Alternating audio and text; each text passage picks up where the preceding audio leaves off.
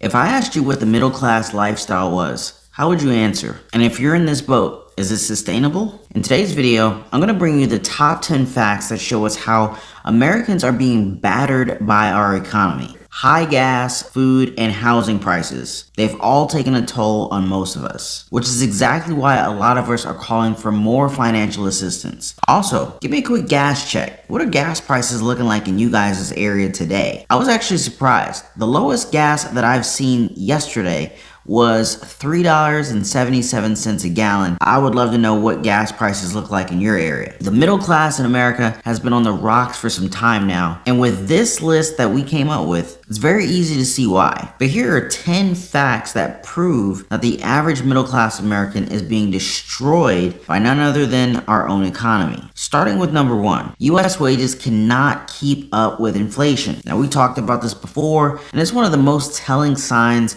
of how the middle class is being destroyed by the economy. Now, this particular chart shows the stark difference between the average wage and the consumer price index. There's no catching up here, guys. Wages have since gone up 5.1%, but inflation did go up too, which of course pretty much just creamed all of the gains that you made in wage increases, up to 7.9% and maybe even higher by this month. Number 2, car prices are rising too. Moving around to go to work or buying your groceries, it's essential. We can't avoid it. And even used cars have gone up in price. It's crazy. But in recent years, the price for buying one has been astronomically high. And if you thought it was this bad, be ready for car supplies to be scaled back as well. It's not just gas prices that are being affected by the Russian invasion of the Ukraine. Quote, Russia's attack on the Ukraine halts half of the world's neon output for chips. End quote. Now, these are not neon lights. The neon that Ukraine produces is a key ingredient for making computer chips. Now, these chips, they're important for laptops, they're important for cell phones, and even cars nowadays. So number 3, the average American spends more than 30% of their wages on housing. Some spend even more than that. Now, imagine having less than 70% of your pay left for food,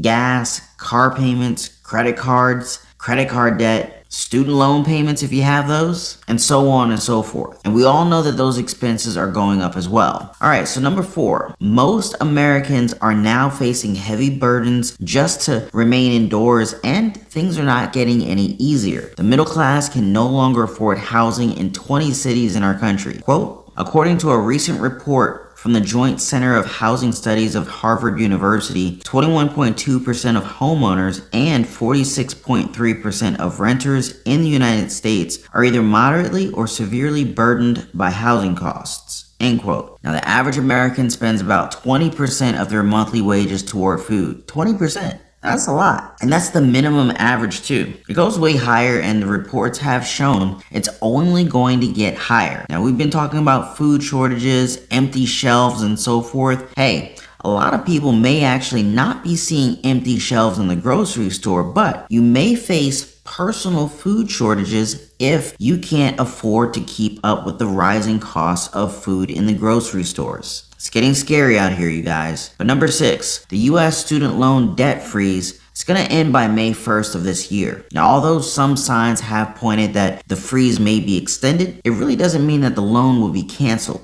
Just pretty much kicks the can down the road. Now, in fact, the average student loan debt is around $30,000, with some going as high as almost $200,000. And I have a friend personally who owes about $180,000. I remember when I bought my first house, it was roughly $180,000, so I got to live in something that, cost the same amount as his education. It's crazy. Anyway, number 7, with more Americans now behind on their monthly payments for a home, it's said that a historic eviction crisis may be at hand soon. As the national eviction ban was lifted, more than 14% of renters were said to be behind their monthly dues, and as landlords also need to make money too, evictions may happen sooner than later. Real estate investors in the form of landlords, they're people just like me and you, and they have mortgage payments too, so when the renters aren't paying, they can't make the mortgage payments on their investment property, so, it is what it is. Funding for helping most of the middle class is also running out, and as per predictions, will be depleted come the middle of 2022. Alright guys, number 8. About 1 in 8 Americans receive food via the Supplemental Nutrition Assistance Program. Now, over the last 2 years of the pandemic, an additional 11 million individuals filed for the food assistance program. Getting food to your table is an everyday challenge for many Americans. And while the Supplemental Nutrition Assistance Program is a federal program, the assistance is administered by the states. So this can lead to inconsistency in terms of the amounts being received. Some states like New Hampshire, eligible citizens receive $110 monthly, but in Louisiana, the average monthly payment is $135. Number 9, most jobs in America cannot support a middle-class life after accounting for the cost of living. To make ends meet, some 13 million Americans have to work more than one job. About 7.8% of Americans, or 7.8% of U.S. workers, relied heavily on the earnings from their second job, and about 28% of their total earnings. Number 10, offshoring or outsourcing of middle-class jobs has been happening in our country for some time now. Jobs that could have been provided to Americans are being shipped to cheap labor countries, driving down wages in our country and also lowering the living standards of the average worker. All of these reasons are key in terms of why the middle class is absolutely getting demolished and hammered in the economy. And even though it's hard to swallow, things are only going to get worse. Now, with this list, can you guys think of any more ways that the American people are losing the war against our own economy? Let me know what you guys are thinking in the comments below. I'd love to get your feedback.